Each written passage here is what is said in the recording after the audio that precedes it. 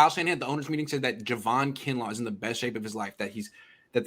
Kyle's at the Niners facility.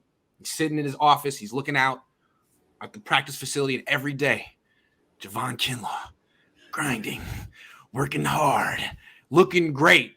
Do you believe Kyle Shanahan? Do you put any stock into this report? I do. I mean, I've seen pictures of Javon Kinlaw. I mean, he does look like he says he's 300 pounds, not 330, 300. So I believe just because he's in the best shape of his life doesn't mean he's not going to be injured. Like Thank you. Right. But there's also that I do believe Javon Kinlaw is in the best shape of his life. And I do believe that they probably went in there and they did find something that they didn't find before. But I mean, ultimately, there's been a history of injury, and I'm kind of like, show me. You know, I'm in that show me state. So if he goes out there, he can play this season or the majority of the season, and not be injured, then okay. But you got to show me. But I do believe he's in the best shape. He probably is in the best shape of his life. Good answer. What do you think? I believe it also, right? But at the same time, like Coach Nazan said, that doesn't mean he can't get injured again, right? And like same thing with Debo coming into last year. I was one of those people who's like, all right, like why didn't the Niners draft DK or AJ Brown? These guys can stay healthy and produce. And then Debo came out and he balled out this season, and he missed games, right? He missed 2 games this season, but he still was productive, right? And same thing with Javon Kinlaw. I feel like that doesn't mean that he can't get injured again, but what Javon Kinlaw needs to do is he has to prove to me that he was worth the first round pick. He has to prove to me that he can stay healthy, that he can produce, that he can be productive to a certain degree, right? That's what he has to show me next season. But I definitely do believe that he is in the best shape of life, and that he is putting in work every single day to try to get better. But I mean, he has to just prove it to me now. He has to prove it to me that he could stay healthy and that he could be productive. I don't put any stock into this. I'm sure he's in great shape. He better be. I mean, come on, it's year 3. You got a lot at stake. But this is exactly what Kyle Shanahan said about D Ford last year. He was like, man, he's working out. I see him every day. He's hitting that sled. He is in the best. And everyone was like, wow. And they just gave him so much praise. Javon Kinlaw is going to get so much praise in training camp. People are going to say he is a different person. But the whole thing is like, okay, well, how's his knee going to hold up over, 17 games plus playoffs with contact? No idea. And I'm glad that they signed Hassan Ridgeway, probably one of the better signings the Niners made this offseason, because in case Kinlaw isn't magically recovered in terms of his knee, they have a guy who actually probably is almost as good as DJ Jones as a starting nose tackle. So that was a very important signing. I don't put any stock into this. I'm very skeptical and cynical when it comes to these things, but like his knee sounds degenerative. And it seemed like it was an issue in college. It was an issue in Senior Bowl. He wasn't even that productive at South Carolina. I'm like all the way out on Javon Kinlaw. If he could just give them a little bit of playing time and some run defense, that would be nice. But this to me is just either the Niners getting their own hopes up or just their fans' hopes up. But either way, it's probably a bad idea. Is Ndamukong Suh still out there?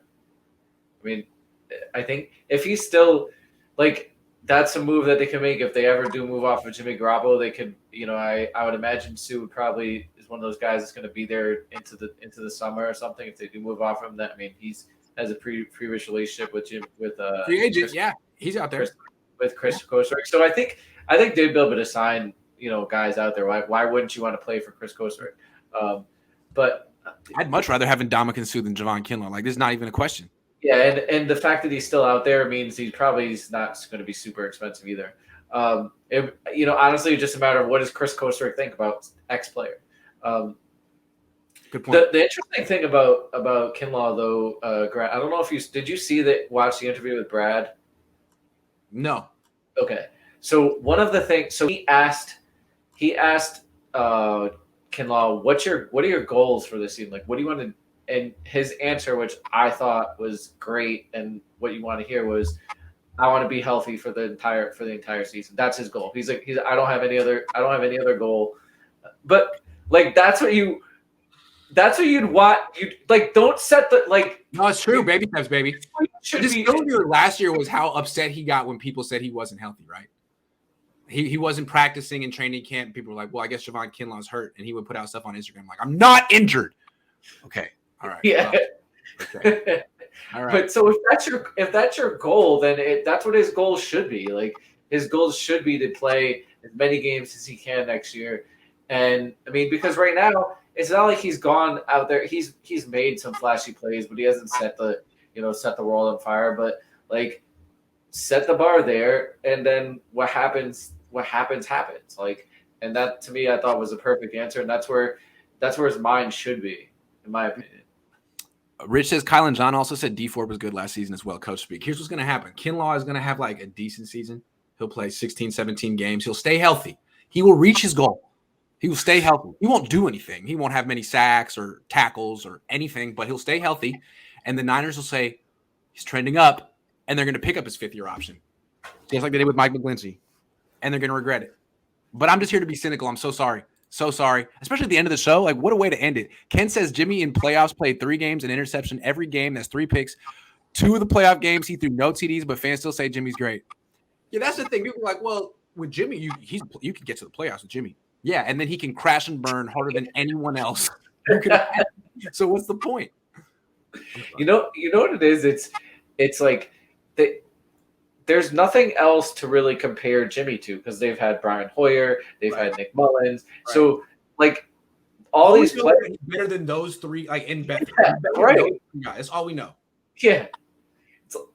Like that's his legacy on the 49ers. Jimmy Garoppolo, 2017 to 2022. He was better than Nick Mullins, CJ Beathard, and Brian Hoyer. Yeah. Boom.